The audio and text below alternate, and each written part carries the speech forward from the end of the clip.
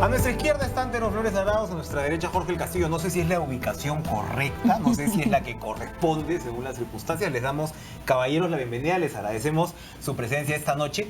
Y lo que conversamos con Perles, lo que queríamos aprovechar precisamente que están los dos para poder hacer la conversación lo más abierta posible. Mi primera pregunta... Si se tratara de cuestión geográfica o política, los dos deberíamos estar en el ahí centro. En el centro. Así es. Pero Perla se pone a la izquierda o a la derecha, eso ya habría que... ¿no? Eso... En cualquier lado es bienvenido. Caramba, bueno. Yo lo que quería comenzar preguntándoles era, acabamos de hablar con dos gobernadores regionales, por supuesto expectativas grandes, ¿no? Frente a lo que ha sido pues este mensaje cortito, pero siempre pues la procedencia del nuevo presidente tiene mucho que ver, y ahora se habla del gabinete, ¿no? Entonces, yo lo que quería preguntarles es, ¿un gabinete parlamentario, un gabinete con mucho peso político, un gabinete de impronta regional, es lo que necesitamos en estas características? ¿Cómo la ven? Si es que hipotéticamente alguno de ustedes dos se le encargara conformar un gabinete. Pongámonos en ese escenario, digamos, de ficción por el momento. Pues mira, yo creo que el señor presidente debe tener cierta amplitud y discrecionalidad para que con la persona que él designe primer ministro elaborar una propuesta que garantice estabilidad política, que garantice puentes con las diversas bancadas, que sea gente eficiente, digamos, que pueda, no necesariamente de experiencia, puede haber gente muy nueva, pero que puede dar un importante aporte al país. Entonces, creo que si forma un gabinete estabilizado políticamente, va a poder avanzar. Esto también implica que esos ministros tienen que traer sus equipos de viceministros y funcionarios muy competentes, porque la verdad es que la administración pública está semi-paralizada por diversas razones, porque hay una cultura de la sospecha, ¿no? Es un problema, todo el mundo piensa que va a terminar enjuiciado, pero no firman nada. Entonces, hay que retomar, y lo primero yo le recomendaría al presidente Vizcarra que aproveche este impulso inicial, porque lo que no se hace al principio se hará mucho más difícil más adelante. Entonces, que aproveche este impulso inicial para reactivar cosas, relanzar propuestas, ideas que generen inversión y empleo. Eso es lo que la gente quiere. Don Antero, ¿cuál debería ser ese acento? Primeramente, no nos olvidemos que estamos en una reinauguración, y una reinauguración después de haber tenido un espacio de 1 año y 7 meses que no ha sido lo que se esperaba que debía ser, y que cuando veíamos un gabinete y un presidente que venían con muchos pergaminos, con muchos títulos, con muchos diplomas, todo el mundo pensó y se ilusionó. Al poco tiempo ha sido una decepción y penoso, porque no se han cumplido cosas que eran ofertas súper racionales, lógicas y posibles. En consecuencia, por allí tiene que comenzar el presidente Vizcarra.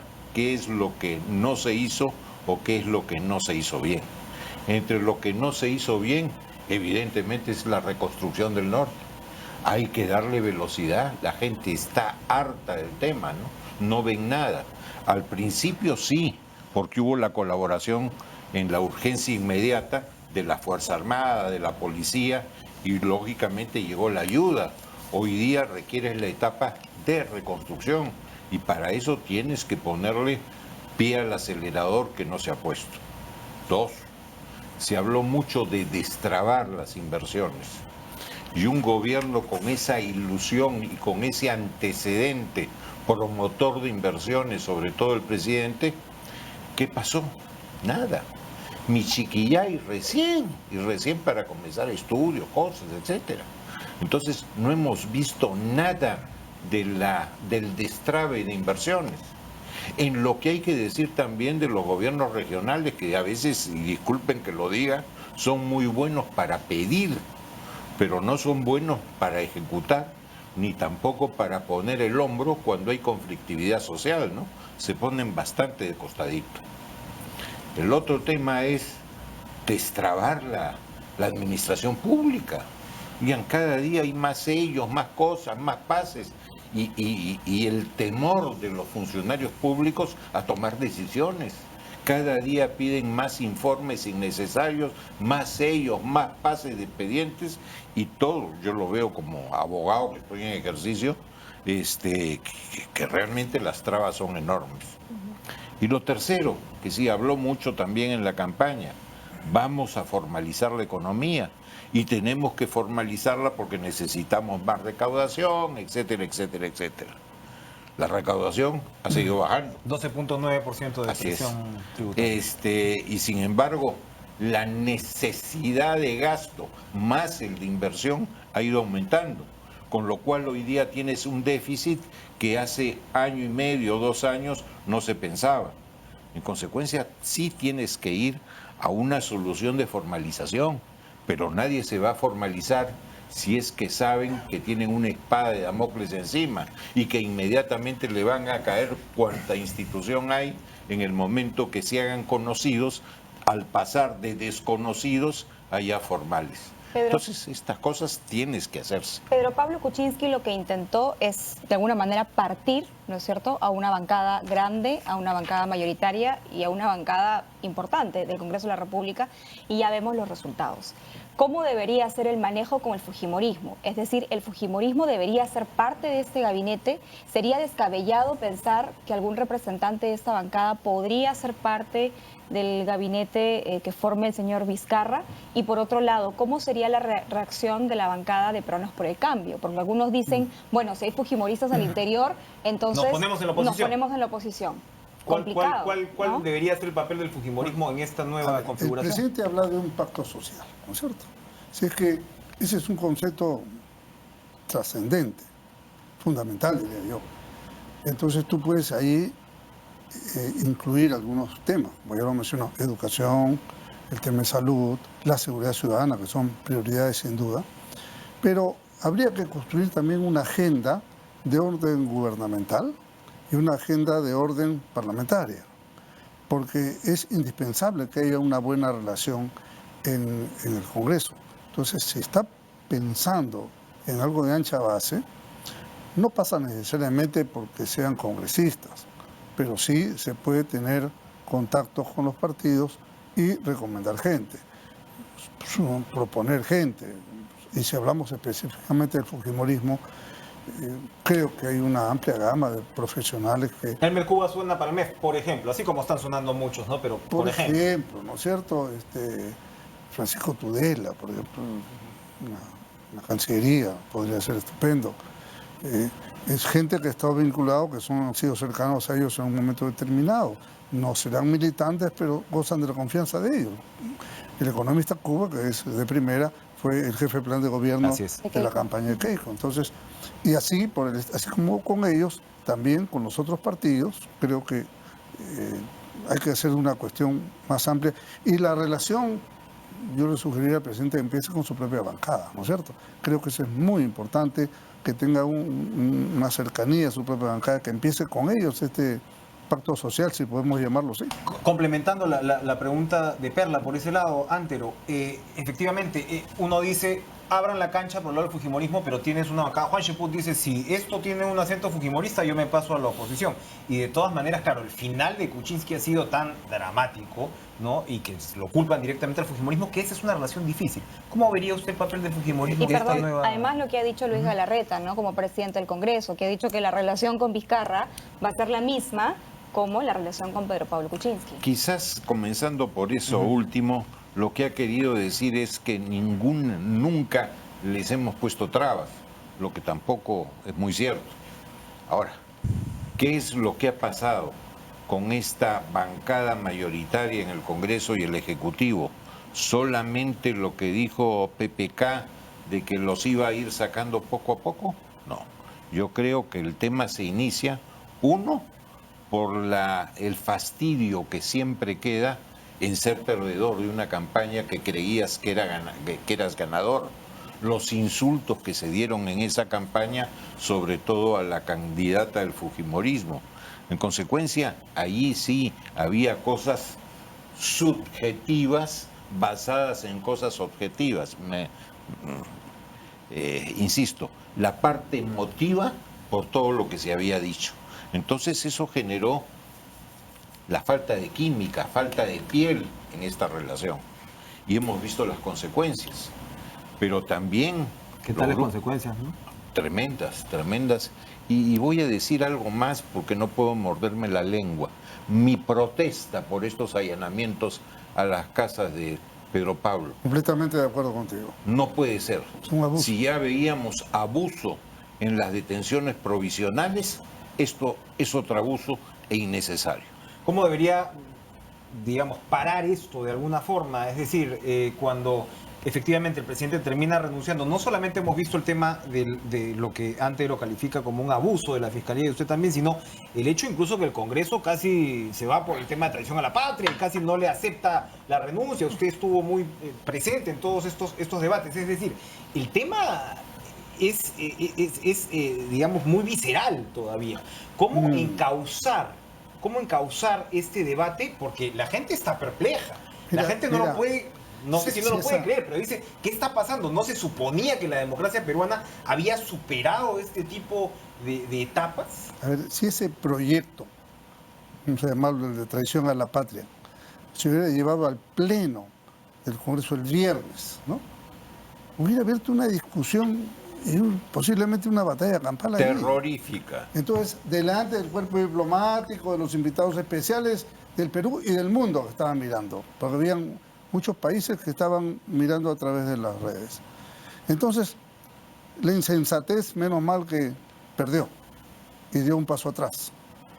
Pero yo había invocado el día anterior, más bien que era una gran oportunidad para que el Congreso se dé por todo lo alto, ¿no? En serenidad, en mesura, en respeto, en prudencia.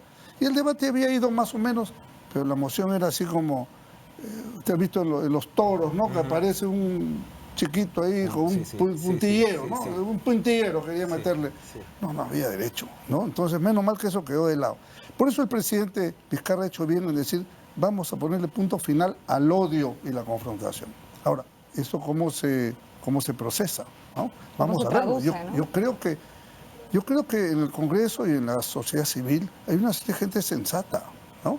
Que pueden llevar estas cosas a buen fin, ¿no? Los medios, por ejemplo, José Anándero, que es un hombre con experiencia, serio, responsable, capaz de tender puentes, me parece excelente, porque ese es el arte de la política, el arte de lo viable.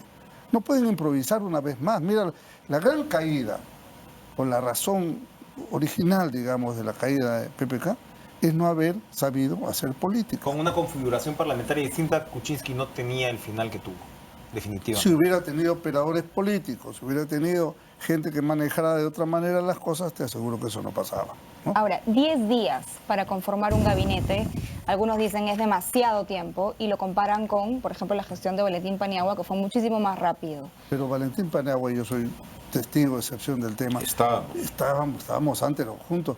Esto se venía preparando, o sea, estaba en hervor, ¿no? ¿Y no debía haberlo preparado Vizcarra? Pero lo agarró pues frío, en Canadá, lejanos, incomunicados. Yo creo que, mira, no es un tema de rapidez, es un tema que haga un buen gabinete. Eso es lo que hay que pensar, lo que hay que demandar. Ahora, no te olvides de que también ha pensado, de que ha venido hasta el viernes y que tienes un fin de semana, que tienes la Semana Santa complicada, en Semana Santa mucha gente está fuera de Lima, etcétera, es difícil ubicarla. De repente ha pensado en esas cosas, no lo sé, pero cuanto más rápido tengamos un gabinete mejor, porque el actual gabinete, cuando tú ya estás de salida, ni el chofer llega a su hora. Esto es real. Entonces no nos engañemos, no tenemos gabinete.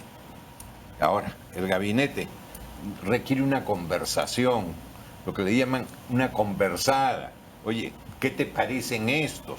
No es cuestión de necesariamente de que sean de agrupaciones políticas, pero pueden ser limítrofes a ellas o que gocen de cierta simpatía. Jorge del Castillo ha dicho algunos nombres. Y en lo que a mí se refiere, te soy franco, le soy franco a todos. A mí nadie me ha llamado. Entonces, Pero si lo son llamaran, puras y lo locuras. Esta mesa pensaría. es la mesa de los Sí, presentes metes. griegos. Es Sí, el regalo ahí. Me has hecho recordar Ese paso, ¿no? La pelota. ¿Cómo? Me has hecho recordar a Vicente González Montolivo. A los que verdaderamente sabemos, no nos llaman. Ya, pero si los llaman, Si lo llamas, lo evalúas. sí, lo evidente. evaluaría. ¿Usted? ¿Usted evaluaría, Lo evaluaría. Jorge, ese O de ofrecimiento? plano no. Yo soy un hombre de partido, ¿no? Entonces... Tu partido también está bien partido, don Jorge. Bueno, pero También. existe. Pero es ¿no? partido. Y está, es partido. Es mejor a nada. Entonces, Tal como está. A estas alturas. Yo yo estoy me en debo a nada. la plata, ¿no? ¿Ah? Yo estoy No, en estás nada. en mucho, no te tires al suelo tampoco. Antes de ir a la pausa, ¿ustedes han visto, sentido, porque a eso iba también un poco la primera intervención por mi parte, que decía, bueno, parlamentario, político, en los últimos días los memes aparecen que un Mamani se tumbó a un Yufra o a un Kuczynski, todo eso, todos estos sedimentos que nos quedan en el Perú a flor de piel, ¿no? Afloran, todas Ya hacen recordar estos otros conflictos, tiempos. efectivamente, ¿no? Muy a flor de piel. ¿Cómo la conformación del gabinete, les pediría una respuesta corta para esto, cómo debería, en todo caso, tratar de superar este encono que está subyacente, está ahí? Yo creo que pese a todo es un buen momento. Ajá. Primeramente porque las bancadas se han dado cuenta de que en esta lucha que hemos vivido y de cuchilleros de los otros, No de a los nada- auténticos. Así es, no de los auténticos. A nada conduce. Y entonces hay un clima, sobre todo de expectativa de la gente, de que las cosas cambien. O sea, creo que ese es un buen momento. ¿Cuál es? Ahora, para hacer un gabinete tienes que comenzar a decir o a resolver cuáles son los problemas que han tenido los anteriores. Uno, metieron al gabinete a ministros y pusieron entre los cuales estaba Pedro Laechea. A congresistas, metieron A congresistas, Ajá. perdón. A congresistas de ministros. Pedro Laechea, y yo conversaba con parlamentarios amigos y sobre todo los de la mayoría decían, oigan, Pedro es el mejor articulador, con nosotros conversa, sentimos que hay química, etc. Perdiste y se lo llevaron. ese Se llevaron a operador. otros y ¿cómo te puedo decir? Debilitaron su bancada. Dos, en la composición del gabinete, mucho técnico, mucho gringuito, mucho título americano, pero sin esquina. Pueden ser maravillosos, pero también necesitas esquina, necesitas barrio, necesitas vecindario. Calle. Y eso, calle. Y eso Mucho Twitter, mucho no, Facebook. no ha visto, no se ha visto. Entonces tienes que comprender lo que quiere la gente, sus necesidades, etcétera. No solamente es técnica, necesitas también política y comunicación. Y comunicación no es el bailecito. Perdón, hablaban ustedes, porque ya tenemos que ir a la pausa, pero hablaban ustedes, bromean de los cuchilleros porque hay un grupo, ¿no? Incluso que conversa. Eso es lo que ha pasado también. Los políticos en el Perú ya no conversan. ¿Cómo es posible que Keiko Fujimori no conversara con el presidente de la República? Es algo que, o sea, Alan García levantaba el teléfono y conversaba con uno, con otro, igual. Y igual ponte al revés, ¿ah? No solamente es que Keiko no conversaba, si tampoco conversaba Pedro Pablo con Keiko. Ok, pero a lo que voy es que esto nos ha llevado. a Y esta cuando situación. han buscado hasta la santificación del cardenal, no funcionó, ¿no? Bueno, tenemos que Esta hacer es la una pausa realidad. comercial. ¿Keiko video o Kenji video? ¿Cómo es la cosa? ¿Cómo fue la cosa? De repente Alberto Video. Alberto Video. Bueno, Kenji Fujimori ha vuelto a hablar hace un par de horas más o menos. Vamos a regresar con eso tras la pausa. Vamos a poder comentar este fratricidio también luego de la pausa. No se vayan. Dos rápidas reflexiones. Uno, ¿hasta dónde va a llegar pues una guerra cruenta, fratricida en realidad, metafóricamente hablando, por supuesto, dentro de una misma familia, la familia política, por decirlo así, más influyente y de más peso del país? Número uno. Número dos, acá lo que Kenji nos está diciendo es, oigan, señores, así se negocia en el Congreso. En el Congreso se negocia, excluyendo, por supuesto, el video de este señor de Sucame, que sí es un tema de corrupción abierto, ¿no? Pero yo quería preguntarles, además, si es que así se negocia, si es que realmente, si es que Mamani fue y buscó, que es probable también que él haya montado de alguna manera o haya sido una suerte de celada, como fue calificada, pero finalmente, si ustedes en el fondo ven algo que, por ejemplo, justificaría el desafuero de Kenji Fujimori. A ver, el procedimiento correcto del congresista Mamani debió ser acudir a un fiscal y con un fiscal estructurar un operativo como el que ha hecho. Él ha hecho un operativo privado, vamos a llamar así. Evidentemente los audios son editados, parece que sí, ¿no? Entonces, ahora lo que tiene que hacer el Ministerio Público es pedirle al señor Mamani, denos todos los videos, con qué equipo grabó, quién se lo dio, etcétera, etcétera. Por un lado. Ahora vamos a lo que ha dicho Kenji, ¿no? Sí, yo tengo anotado algunas ideas. En primer lugar, que en la Comisión de Presupuesto en los últimos 2 años ha habido una repartija de obras por todos lados, ¿no? ¿Cómo es eso? Bueno, lo acaba de decir. Él dice obras de 5 millones, 5 millones, ¿no? Pueden ser más, en fin, pueden ser menos, depende, pero él está hablando de una repartija, o sea, de hechos de corrupción en la Comisión de Presupuesto. Cuando se supone que el Congreso no tiene Pero siempre en la Comisión de asignación Presupuesto presupuestal, ¿no? hay iniciativa de gasto. cuando priorizan obras, ¿no? El Ejecutivo te manda el presupuesto y tú negocias y ahí con modificas el y metes aquí el coliseo de allá y el hospital del otro lado y lo que sé, ¿no? Y los colegios y las pistas y veredas. Todo eso es posible, ¿no? Y eso está dentro del marco regular que un parlamentario, pues si viene un parlamentario de Puno, quiere sus obras. El problema es que si esto viene también con 5% de comisión, o sea, creo que van a haber que hacer una investigación profunda del tema. 2 cositas más. Él dice que lo que se quiere es ganar mayoría, o sea, desaforar 3 para ir en el camino de recuperar su mayoría, ¿no es cierto? Con los accesitarios. Bueno, vamos a ver, porque esto todavía es un procedimiento, no es que lo pueden desaforar y sacarlo, ¿no? O sea, si hay una denuncia, el juez va a pedir levantamiento fuero, levantar el fuero, o sea, autorizar el procesamiento no significa sacarlos del Congreso necesariamente, sino cuando estén sentenciados, por un lado. Por otro lado, él dice, esto no es una lucha anticorrupción, es una lucha por el poder. Fíjense qué tal definición tan fuerte, ¿no? Y tan comprometedora. En fin, me parece que esto recién empieza y tiene para largo. En tanto, el gobierno, el nuevo presidente, que tiene que tener una relación con el Congreso en este mare magnum de problemas, tiene que hilar muy fino. Por eso es que coincidimos en que el arte de hacer la política implica hacer un hilván. O sea, porque no solamente son ellos, son los grupos de izquierda, ¿no es cierto?, de izquierda marxista, que también querrán sus cosas. Todo grupo, por pequeño que sea, tiene un número de votos suficiente para inclinar la balanza a un lado o a otro, ¿no? Si me permites, les hacía la pregunta inicial porque la vacancia de Kuczynski o la renuncia de Kuczynski también ha sido resultado de esta pugna familiar o filial política o política filial. ¿Cómo lidiar con eso? Sí, mira, en todo este asunto tienes diversas vías, por decirlo en alguna forma, o vertientes.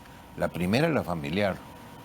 Evidentemente debe estar sufriendo el padre y la madre, Susana Iguchi, por este enfrentamiento entre 2 hijos, que la cuestión política ha llevado a desavenencias hasta familiares. Lo segundo, el tema de las obras. No nos olvidemos que si bien los congresistas no tienen iniciativa de gasto y quieren darle la vuelta a las normas a través de declarar de necesidad pública y de interés nacional la creación de la provincia de tal o la ejecución de tal hospital, cuando se discute el presupuesto, no es cuestión de que el presupuesto lo lleve el Poder Ejecutivo y el Congreso dice sí o no. No, hay conversaciones, etcétera, saco algo de esto, le reduzco este gasto, le meto esta obrita acá porque consideramos que es más prioritaria que la del otro distrito. Todo eso existe y no necesariamente eso significa que hay corrupción. Corrupción es cuando te doy la obra para que me des el voto en tal otra cosa. Eso sí es corrupción. O me gane mi comisión, así es. O yo pongo a la empresa constructora. Así es. Pero lo otro, no. Y lo tercero, que es bien complicado, es que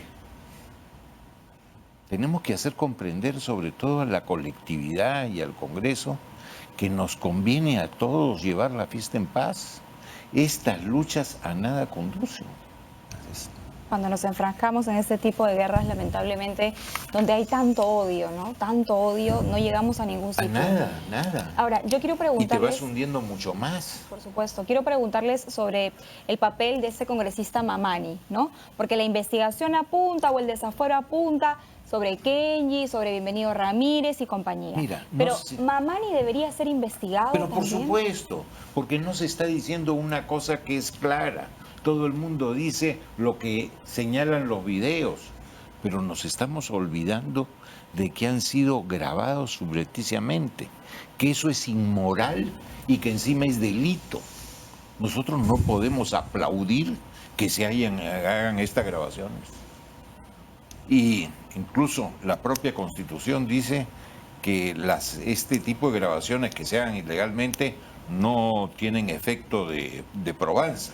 Y hay ejecutorias de que esta supuesta probanza que la Constitución no admite, para ser admitida tiene que tener pruebas complementarias.